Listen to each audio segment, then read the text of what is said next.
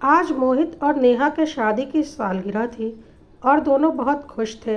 मोहित ने आज बाहर खाना खाने का प्रोग्राम बनाया था, लेकिन सास मालती जी वह तो अपने अलग ही राग अलाप रही थीं। आखिर सास थीं, बहू की खुशी बर्दाश्त कैसे होती, और हक भी तो चलाना था। ये क्या बहू, घर का पूरा काम पड़ा हुआ है और तू सजने संवरने में लगी हुई है। फटाफट खाने की तैयारी कर, अभी थोड़ी देर में तेरे ननंद नंदोई आ जाएंगे, तब खाना बनाने जाएगी क्या। मालती जी ने बहू नेहा से कहा। नेहा हैरान हो गई और सोच रही थी, उन लोगों ने बाहर जाने का प्रोग्राम बनाया है और यह मम्मी जी ने अपनी प्यारी बेटी दामाद को बुला लिया, वह भी उन्हें बताए बिना। पर वह क्या करती, कुछ भी बोलती तो चार बातें और सुनती। उसने फ़ोन करके मोहित को सब कुछ बता दिया तो मोहित ने बोला, कोई बात नहीं, हम सब चलेंगे और खाना भी बाहर ही खा लेंगे, या फिर अगर घर में ही सेलिब्रेट करना हो तो खाना मंगवा लेंगे। उनकी बात सुनकर नेहा बोली, मम्मी जी, अभी अभी इनका फ़ोन आया था, कह रहे थे कि खाना बाहर से मंगा लेंगे या फिर आज कहीं बाहर ही खाना खाने चलेंगे। तुम बस तैयार रहना। हाँ, पैसे तो पेड़ पर लगते हैं ना, जो तोड़े और इस्तेमाल कर लिए। घर में मेहमान आ रहे हैं और तुम लोगों को बाहर घूमने की लग रही है। ननंद नंदोई का घर आना बिल्कुल बर्दाश्त नहीं है तुम्हें, मालती जी ने तुनक कर कहा। मम्मी जी, वो दरअसल आज हमारे शादी की सालगिरह थी, इसलिए। कहते कहते नेहा रुक गई।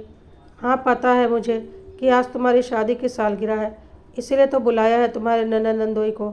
वो लोग कितने खुशी खुशी आ रहे होंगे यहाँ पर तुम्हारी सालगिरह मनाने, और तुम हो कि आजकल के बच्चों को तो बोलना ही बेकार है, अपने मन की करने में ही लगे रहते हैं।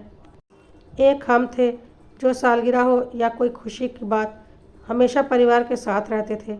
मालती जी अभी भी बड़बड़ाए जा रही थी। पर मैंने तो कोई बाहर जाने का प्रोग्राम नहीं बनाया था मम्मी जी, ये तो इन्होंने ही कहा था। हाँ, सब जानती हूँ मैं कि किसने किसे उकसाया होगा, मेरा बेटा तो ऐसा नहीं था। अरे मोहित तो अपनी बहन के साथ ही सारे सेलिब्रेशन करता था। मालती जी उसकी बात बीच में ही काट कर बड़बड़ाते हुए बाहर आ गई। सुनकर नेहा की आंखों में भी आंसू आ गए। जो ड्रेस उसे मोहित ने लाकर दी थी पहनने के लिए, उसे वह ट्राई करने जा ही रही थी कि तब तक मालती जी ने ताना मार दिया और वह उसे वहीं सोफे पर रखकर रसोई में चली गई। रसोई घर का जायजा लेने के बाद उसने अपनी सास मालती जी से पूछा, मम्मी जी, क्या बनाना है, कितने लोगों का बनाना है, बता दीजिए, मैं भी देख लूँ कि घर में सामान कितना है और क्या मंगवाना है। नेहा ने कहा। अरे, क्या बनाने की बात हो रही है, अचानक अंदर आते हुए मोहित ने कहा। उसे घर में देखकर मालती जी ने पूछा, तू इतनी जल्दी कैसे आ गया? आज जल्दी छुट्टी हो गई क्या तेरे ऑफिस की? छुट्टी नहीं हो गई, बल्कि मैंने छुट्टी ले ली। आज हमारी शादी की सालगिरह है, वो भी पहली। कुछ स्पेशल करना तो बनता है, तो सोचा आज कहीं बाहर ही घूम आते हैं, मोहित ने सोफे पर बैठते हुए कहा। अरे, तो बाहर कहाँ जाएगा, अभी तेरी बहन और जीजा जी को बुला लिया है, यहीं पर सेलिब्रेशन हो जाएगा, साथ ही फैमिली गेट टुगेदर भी हो जाएगा, मालती जी ने कहा। अच्छा, फिर खाना कौन बनाएगा? सुनते ही मोहित ने कहा। उसका सवाल सुनकर मालती जी तमतमाते हुए बोली, क्यों, अब घर में बहू आ गई है, इतने लोगों का खाना भी नहीं बनेगा क्या उससे? मम्मी, हमारी ही तो सालगिरह है, ऐसे में नेहा क्या रसोई के काम में लगी रहेगी, मोहित ने जवाब दिया। ये सुनकर मालती जी ने कहा, क्यों, तुम्हारी अनोखी सालगिरह है क्या? हमारी सालगिरह नहीं होती थी, हम भी तो रसोई में ही लगे रहते थे। मोहित को समझ में आ चुका था कि मालती जी अब किसी भी हाल में उन दोनों को बाहर नहीं जाने देंगी, और उन्होंने जानबूझकर अपनी बेटी दामाद को बुलाया है ताकि मोहित और नेहा एंजॉय न कर पाएँ।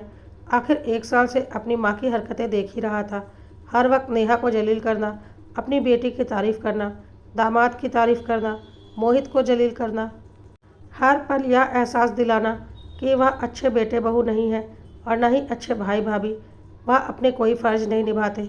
मालती जी के हिसाब से सिर्फ़ और सिर्फ उनकी बेटी और दामाद दुनिया के सबसे अच्छे बेटी दामाद थे, और कोई भी रिश्ता उन्हें अच्छा नहीं मिला। लेकिन मोहित अपना मूड खराब नहीं करना चाहता था और नेहा भी उसकी मजबूरी समझती थी, इसलिए वह भी चुपचाप रसोई घर में चली गई।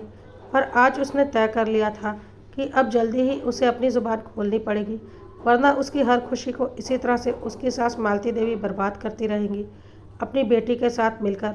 क्योंकि नेहा को बहुत अच्छे से पता था कि यह अकेले मालती देवी के दिमाग की नहीं बल्कि दोनों माँ बेटी ने मिलकर प्लान बनाया होगा नेहा की सारी खुशियाँ बर्बाद करने की। शाम को ननन नंदोई खाने पर आ चुके थे और नेहा ने अच्छा खासा खाना बनाया था, जिसकी वजह से वह ठीक से तैयार भी नहीं हो पाई थी और ना ही मेकअप कर पाई थी। मोहित ने बहुत खूबसूरत ड्रेस लाकर दी थी नेहा को, लेकिन वह उसे भी नहीं पहन पाई थी क्योंकि उसे पता था अगर वह उसे पहनेगी तो रसोई घर नहीं संभाल पाएगी, जिसकी वजह से मोहित और नेहा दोनों का ही मूड ऑफ था। मोहित ने एक केक ऑर्डर करना चाहता था, लेकिन मालती जी ने यह कहकर ऑर्डर नहीं करने दिया कि यह सब तो फालतू के विदेशी चोचले हैं अपनी खुशियाँ मनाने के। अरे हम भारतीय हैं, हम तो हलवा पूरी खाएंगे और खुशियाँ मनाएंगे। और मोहित और नेहा की यह इच्छा भी अधूरी रह गई। जाते जाते ननद ने एक गिफ्ट नेहा को पकड़ाया और बोला, भाभी आप दोनों को सालगिरह बहुत बहुत मुबारक हो और हर साल हम दोनों आपकी सालगिरह यहाँ पर आकर ऐसे ही मनाते रहेंगे। आखिर हम दोनों भाई बहन ही तो एक दूसरे के लिए हैं और एक दूसरे के सुख दुख में काम आएंगे। इसी से तो रिश्तों की गहराइयाँ बढ़ती हैं। नेहा को मन ही मन बहुत गुस्सा आ रहा था। रिश्तों की गहराइयाँ बढ़ाने के लिए उनकी फर्स्ट मैरिज एनिवर्सरी ख़राब कर दी।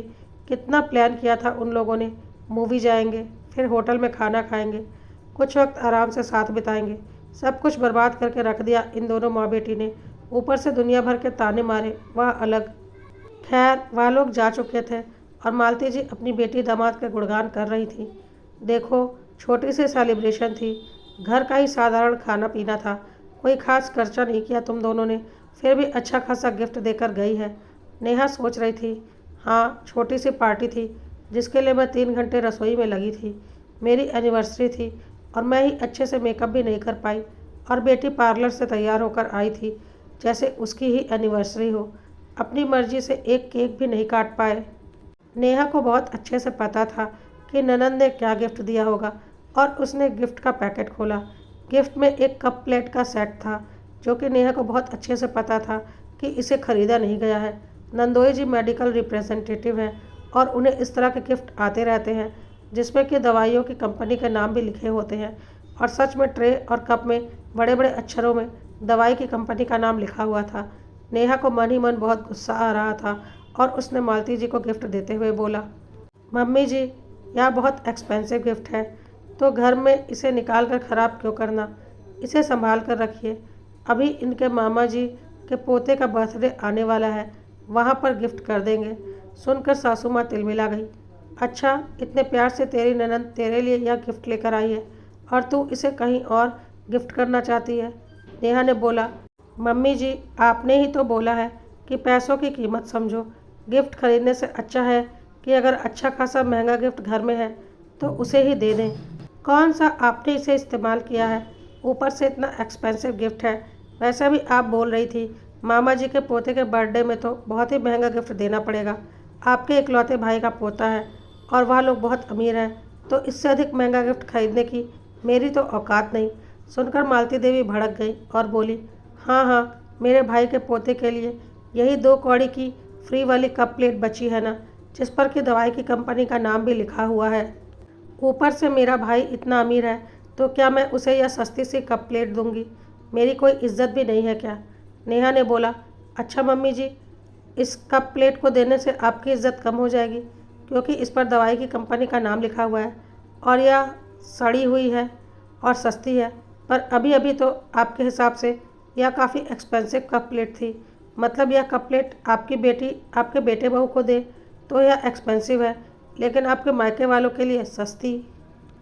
अगर आपकी बेटी अपने भाई भाभी को दे रही है तो यह एक्सपेंसिव और कीमती है, और अगर आप यह गिफ्ट अपने सगे भाई के घर दे रही हैं तो सस्ती, क्योंकि आपको पता है कि आपकी भाभी यानी कि मेरी मामी सास 1 मिनट नहीं लगाएंगी आपको सुनाने में।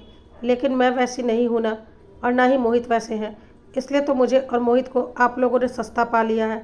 वैसे जो तर्क आपने दिए हैं उस हिसाब से तो फिर तो आपकी बेटी को भी अपनी इज्जत की बिल्कुल भी फिक्र नहीं।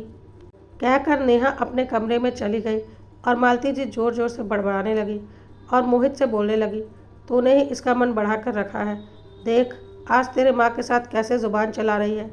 मोहित ने बोला, माँ इसके लिए आपने ही उसे मजबूर किया है, 1 साल हो गया उसे यहाँ आए, उसने आज तक ज़ुबान नहीं खोली, लेकिन आज हमारी फर्स्ट मैरिज एनिवर्सरी के दिन आपने जो तमाशा किया है ना, तो यह तो होना ही था।